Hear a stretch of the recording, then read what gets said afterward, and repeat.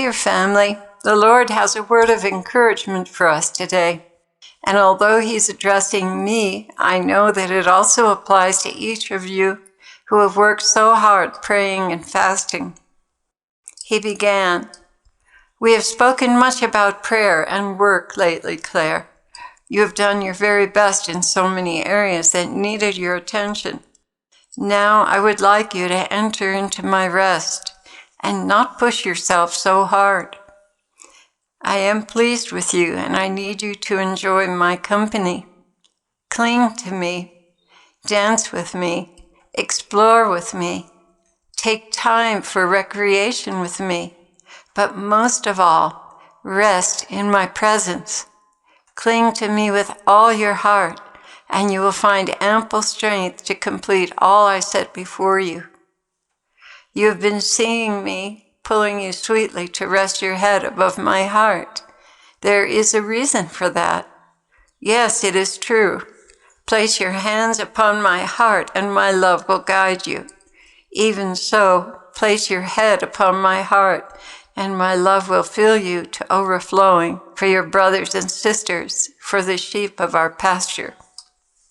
Your willingness to do my will is a constant source of comfort for me, even as the sheep of our pasture show their willingness to respond to you helpfully when they sense the need.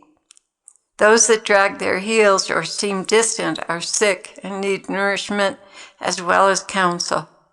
It is good for you to pull them aside and minister to them. I love the idea of you reading letters and answering them in a message. Many will be edified and get much from that effort. Pursue that, please. But my major message to you today is that you have applied yourself and worked very hard, and now I want you to lean into me and recuperate, even with playing music. Your Thanksgiving song comforts the pain in my heart when it aches for the praises and gratitude of my people. Learn this song and teach it, for it is very comforting to me. This morning you read from the book Ensino Jesu and read about my Father's love for each of you. That book, by the way, is the journal of a priest at prayer. He's a Benedictine monk and priest, and it's very beautiful, it's very intimate, and it really addresses our need to see God the Father as He truly is, not as a harsh God, but as a tender, loving Father. Going back a little, this morning you read from the book Ensino Jesu and read about my Father's love for each of you. Most have no idea what a father should be, as Satan has succeeded in defiling marriage, causing divorces and painful separations that result in open doors for many sexual partners for lonely women, partners that have no sense of responsibility for her children. How sad this has become, and how terrible is the abuse such children suffer, even when certain men turn to abusing them. The state of fatherhood is twisted wreckage on the ground, and where children sought comfort, there is nothing but enmity. This is why we must work so hard to convince people that my Father is love. He is not harsh with the innocent, and in fact is not even harsh with the guilty, because they too were abused by their parents.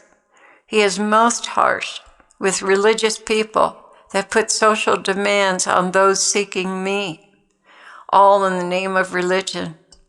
All I want taught is how to love me and draw close to me and live a pure and holy life, because that will bring you the most joy.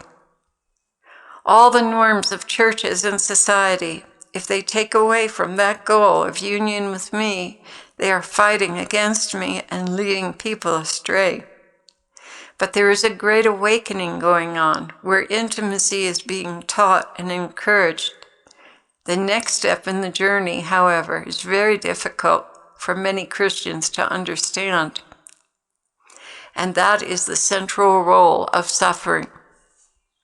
This is not being taught, and therefore many are perplexed as to why they are not healed. My people, my Father is all about love and holiness. He allows many things in your lives to bring you to maturity. It is not always clear the great good a suffering produces in your lives, but I want you to trust that there is a reason to every suffering. There are times to heal, and there are times to abstain from healing. So much guilt, condemnation, and depression are caused because you do not understand that in this world you will have trouble. But be of good cheer. I have overcome the world, and I overcome it daily in your hearts. You will not know until heaven what the sufferings you endured patiently did for other souls who were on the edge of despairing of life. You will not see the fruit until heaven. However, you may rest assured that as many times as I talked about suffering in the scriptures and the value of it, you can rest assured that the benefits into your account are way beyond anything you can fathom. No greater love has a man than to lay down his life for his friends. And every time you suffer, you are laying down a portion of your life, which I am picking up and releasing graces to needy souls with, just as if you had fasted on water for 3 days. Embrace suffering as I embrace the cross, knowing that I turn your ashes into sanctifying graces for those who most need them. Now that I am explaining this to you, I would ask you to suffer manfully, willingly, without complaint, knowing that your suffering is hard work for the kingdom of God on earth. And your cooperation with this is meritorious both on earth and in heaven. You will be shocked when you behold the spiritual victories of others that are a result of what you did and suffered on earth. But I do not wish my bride to be suffering all of the time. There are times for recreation, for love, for rest, for a deep refreshing in the souls of my weary ones. Expect me to dance with you in dwelling prayer. Expect me to take you to heaven to explore the wonders I've created for your pleasure and joy. Do not resist me when I extend my hand to you. I do this to invite you into the joys of your eternal home. And when I do it, it is precisely because you need it. So do not greet my invitations with fear and doubt, turning away my hand, thinking it is just a lying spirit.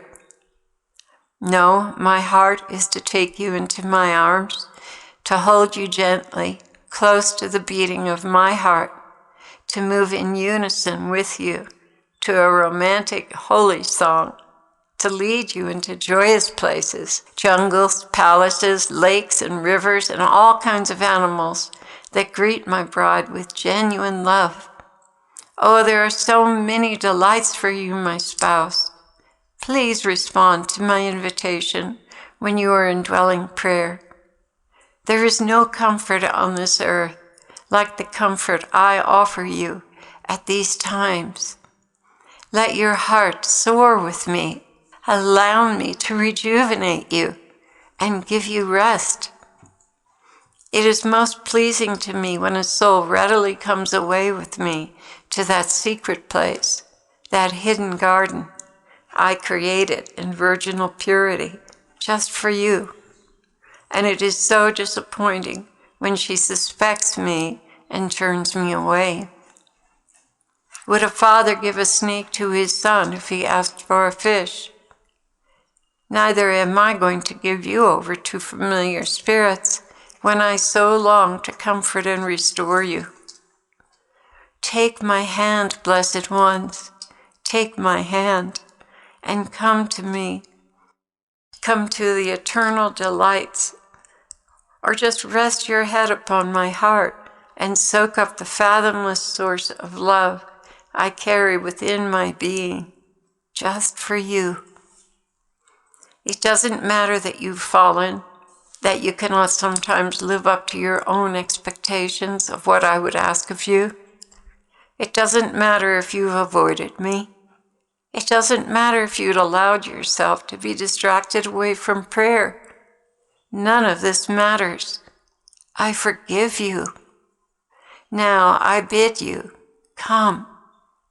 Come to the fountain of life, overflowing within me, to bring you endless comfort.